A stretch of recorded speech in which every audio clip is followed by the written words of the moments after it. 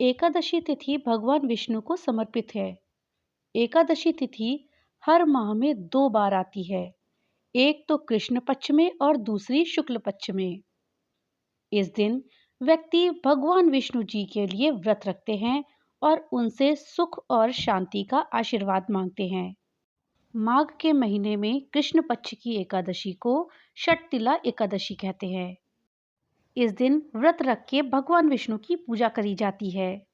षटतिला एकादशी के व्रत में तिल का उपयोग महत्वपूर्ण होता है। इस व्रत वाले दिन तिल का दान करने से स्वर्ग की प्राप्ति होती है।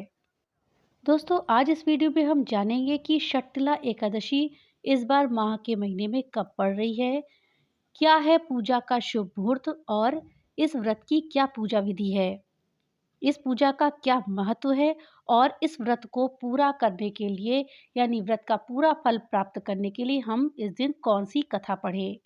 साथ ही इस दिन हम क्या काम जरूर से करें और तिल का उपयोग इस व्रत में हम कैसे करें। इस जानकारी के लिए वीडियो को लास्ट तक देखिएगा। वीडियो अच्छी लगे तो लाइक और ज़्यादा से ज़्यादा शेयर करिएगा। और हाँ, अगर चैनल पे नए आए हैं तो चैनल को सब्सक्राइब करना मत भूलिएगा और अपने विचार हमें कमेंट बॉक्स में लिख करके जरूर बताइएगा। दोस्तों, पंचांग के अनुसार षटतिला एकादशी इस साल 6 फरवरी को मनाई जाएगी। धार्मिक मान्यताओं के अनुसार इस दिन तिल का दान करने से स्वर्ग की प्राप्ति होती है। ये षष्ठी का पहला अन्न भी माना जाता है, इसलिए षटतिला एकादशी के व्रत में तिल का प्रयोग जरूर करते हैं। दोस्तों, माघ माह की कृष्ण पक्ष की एकादशी तिथि का प्रारंभ 5 फरवरी को शाम 5:24 पे होगा। ये तिथि 6 फरवरी को शाम 4:07 पे खत्म होगी। उदया तिथि को ध्यान में रखते हुए षटतिला एकादशी का व्रत 6 फरवरी दिन मंगलवार को रखा जाएगा। 6 फरवरी को षटतिला एकादशी के दिन आप ब्रह्म मुहूर्त में स्नान आदि करके पूजा पाठ प्रारंभ कर सकते हैं। उस दिन ब्रह्म मुहूर्त सुबह 5:30 से लेकर के सुबह 6:21 तक है। अभिजीत मुहूर्त उस दिन दोपहर 12:30 बजे से लेकर के 1:15 तक दोपहर में है। सुबह 10:02 से लेकर के दोपहर 2:18 तक का समय अत्यंत ही शुभ है। दोस्तों, षटतिला एकादशी का पारण 7 फरवरी को सुबह 6:49 से लेकर के सुबह 9:01 तक के समय के बीच में होगा।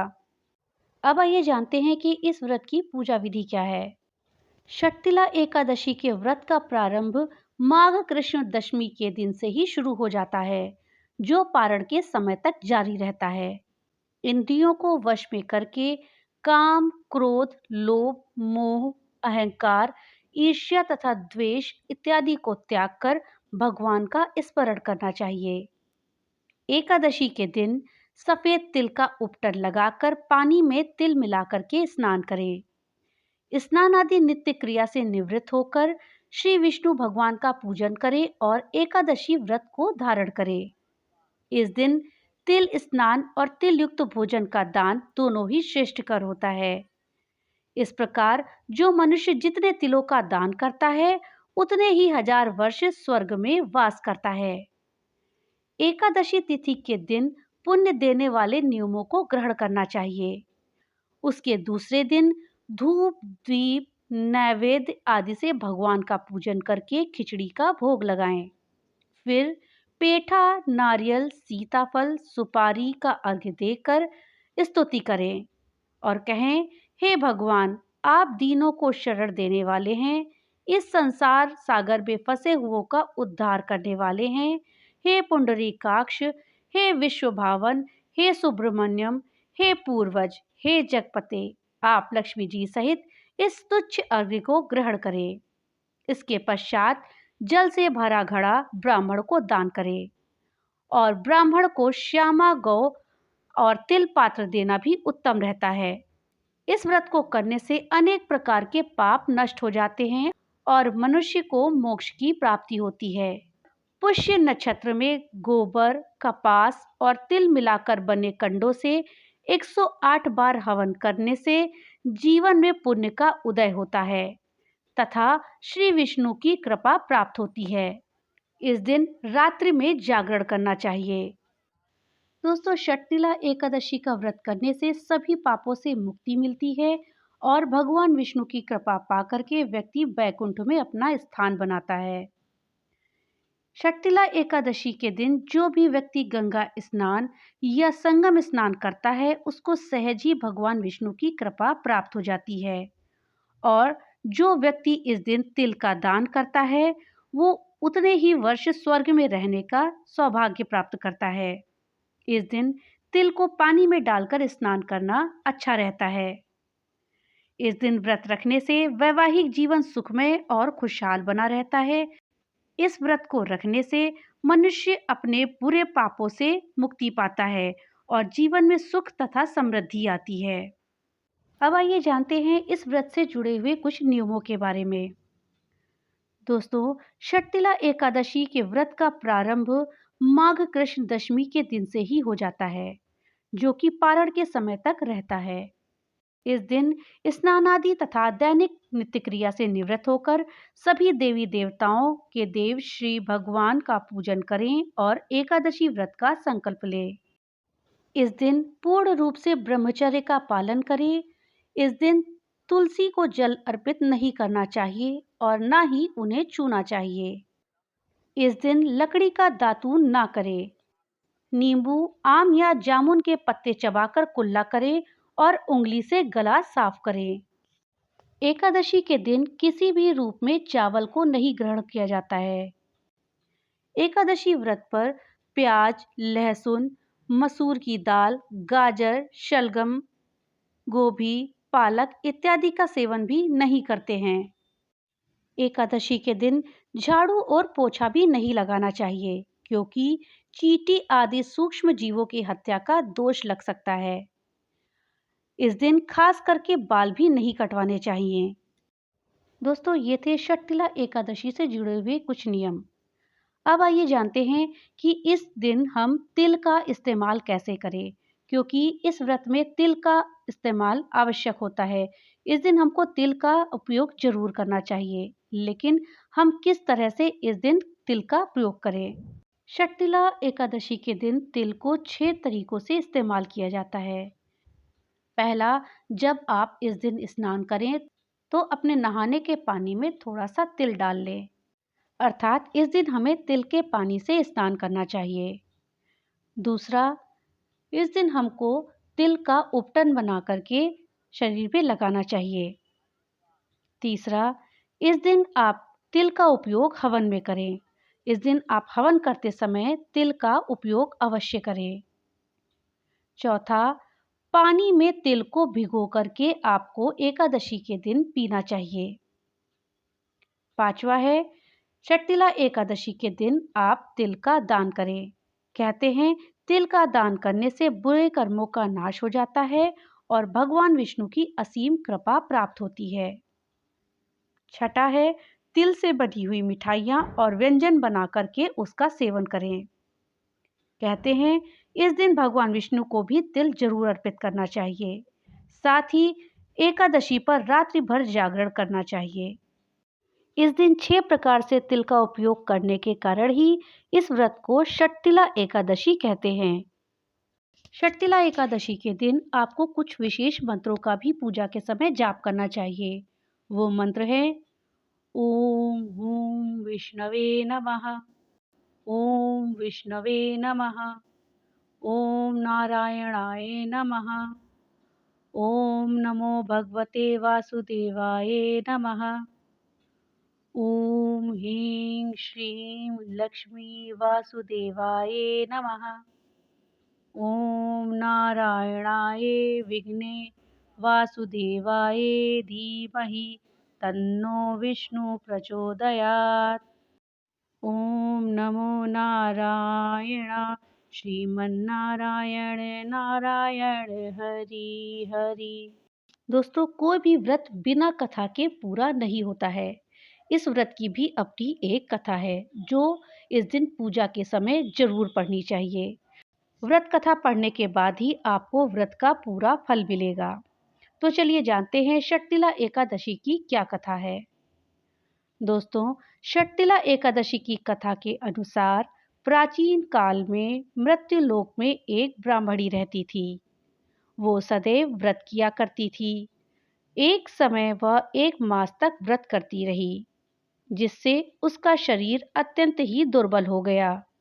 यद्यपि वो अत्यंत बुद्धिमान थी, तथापि उसने कभी देवताओं या ब्राह्मणों के निमित्त अन्न या धन का दान नहीं किया था।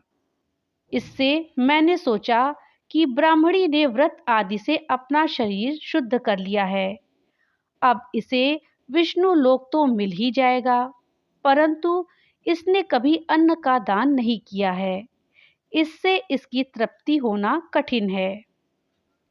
भगवान ने आगे कहा, ऐसा सोचकर मैं भिखारी के वेश में मृत्युलोक में उस ब्राह्मणी के पास गया और उससे भिक्षा मांगी। ब्राह्मणी बोली, महाराज, किस लिए आए हो? मैंने कहा, मुझे भिक्षा चाहिए। इस पर उसने एक मिट्टी का ढेरा मेरे भिक्षा पात्र में डाल दिया। मैं उसे लेकर स्वर्ग में लौट आया। कुछ समय बाद ब्राह्मणी भी शरीर त्याग कर स्वर्ग में आ गई। उस ब्राह्मणी को मिट्टी का दान करने से स्वर्ग में सुंदर महल मिला, परंतु उसने अपने घर को अन्नादि सब सामग्रियों से शून्य पाया। घबराकर वो मेरे पास आई और कहने लगी कि भगवान, मैंने अनेक व्रत आदि से आपकी पूजा करी, परंतु फिर भी मेरा घर अन्न आदि सब वस्तुओं से शून्य है। इसका क्या कारण है? इस पर भगवान ने कहा, पहले तुम अपने घर जाओ। देव स्त्रियां आएंगी तुम्हें देखने के लिए। पहले उनसे षटतिला एकादशी का पुण्य और विधि सुन लो, तब द्वार खोलना। मेरे ऐसे वचन सुनकर वो अपने घर गई। जब देव स्त्रियां आई और द्वार खोलने को कहा, तो ब्राह्मणी बोली, आप मुझे देखने आई हैं, तो षटतिला एकादशी का महात्म्य मुझसे कह दो। उनमें से एक देव स्त्री कहने लगी कि मैं कहती हूँ। जब ब्राह्मणी ने षटतिला एकादशी का महात्म्य सुना, तब द्वार खोल दिया। देवांगनाओं ने उसको देखा कि ना तो वह गंधर्वी है और ना ही आसुरी, वरन पहले जैसी मानुषी है। उस ब्राह्मणी ने उनके कथनानुसार षटतिला एकादशी का व्रत किया। इससे प्रभाव से वो सुंदर और रूपवती हो गई तथा उसका घर अन्नादि समस्त सामग्रियों से युक्त हो गया।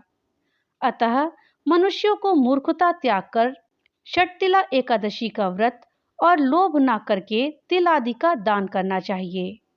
इससे अनेक प्रकार के कष्ट, दुर्भाग्य, दरिद्रता दूर होकर मोक्ष की प्राप्ति होती है। तो दोस्तों, ये थी षटतिला एकादशी की व्रत कथा। दोस्तों, अब आइए जानते हैं वो काम जो षटतिला एकादशी के दिन हमें जरूर करने चाहिए। दोस्तों, पुलत्स्य ऋषि ने दालंभ ऋषि को बताया कि एकादशी पर कुछ काम करने से व्यक्ति नरक में जाने से बच जाता है और उसको भौतिक सुख की प्राप्ति होती है। तो चलिए जानते हैं कि वो कौन से ऐसे काम हैं जो इस दिन हमें जरूर करने चाहिए। माघ महीने में मनुष्य को स्नान आदि से शुद्ध रहना चाहिए। इंद्रियों को वश में करके काम, क्रोध, लोभ, मोह, ईर्ष्या और अहंकार से दूर रहना चाहिए। पुष्य नक्षत्र में गोबर, कपास, तिल मिलाकर उससे उपले बनाएं और इससे 108 बार हवन करें। मूल नक्षत्र में एकादशी यदि पड़ रही हो तो सत्कर्मों का आचरण करना चाहिए और भगवान विष्णु की पूजा अर्चना करनी चाहिए। एकादशी के दिन उपवास और हवन करें। रात्रि में जागरण करके भगवान का ध्यान करें। अगले दिन धूप, दीप, नैवेद्य से भगवान विष्णु का पूजन करके खिचड़ी का भोग लगाएं। एकादशी के दिन भगवान विष्णु को पेठा, नारियल, सीताफल या सुपारी सहित अर्घ्य देकर स्तुति करनी चाहिए और भगवान से यह प्रार्थना करनी चाहिए कि हे जगदीश्वर, हे निराश्रितों को शरण देने वाले और जिनका सब कुछ बिगड़ गया है उनका उद्धार करने वाले, हे पुंडरीकाक्ष, आप लक्ष्मी जी समेत मेरे तुच्छ अर्घ्य को स्वीकार कीजिए। इसके बाद ब्राह्मण को जल से भरा घड़ा और तिल का दान करना चाहिए।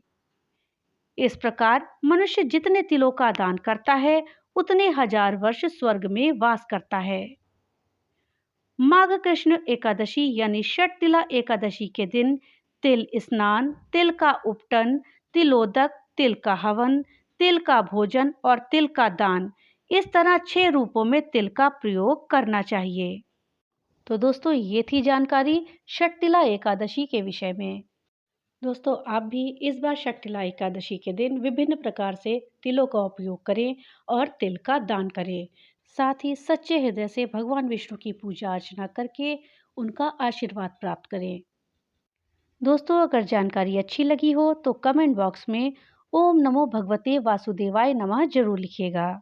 तो मिलते हैं अगली नई वीडियो के साथ, तब तक के लिए राधे राधे।